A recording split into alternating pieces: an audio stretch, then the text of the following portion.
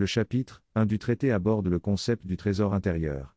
Il explique que souvent, un trésor est vu soit comme quelque chose de précieux à chercher et trouver, soit comme quelque chose de déjà trouvé et protégé. Cependant, le traité se concentre sur les trésors internes plutôt que matériels.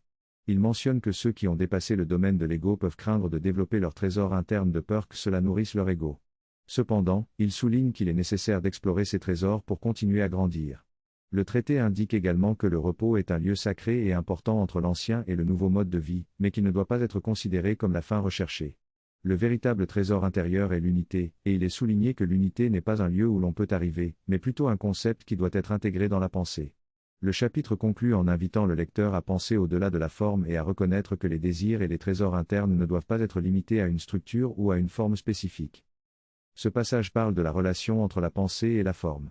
Il explique que la forme est une création de la séparation et que les pensées liées à la forme sont également le produit de cette séparation. En revanche, l'unité se trouve dans le domaine informe et intemporel du cœur et de l'esprit. Les pensées liées à l'unité sont celles qui sont connectées au Créateur et à la création. Il mentionne ensuite le pouvoir créatif de l'esprit humain, soulignant que les pensées traditionnelles, comme celles d'un piano à queue, ne peuvent pas créer directement ce qu'elles représentent. Au contraire, les pensées qui sont unies et connectées peuvent être comparées à l'imagination et à l'amour.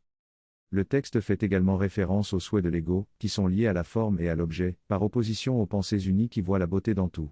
Il explique que souvent, on pense qu'il est nécessaire d'avoir des objectifs tangibles pour atteindre les buts associés, comme des leçons de musique ou l'achat d'un piano.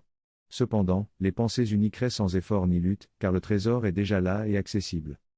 Le passage conclut en soulignant que ce changement de pensée concernant les trésors que l'on reconnaît ouvre la voie à la reconnaissance des trésors qui n'ont pas encore été reconnus.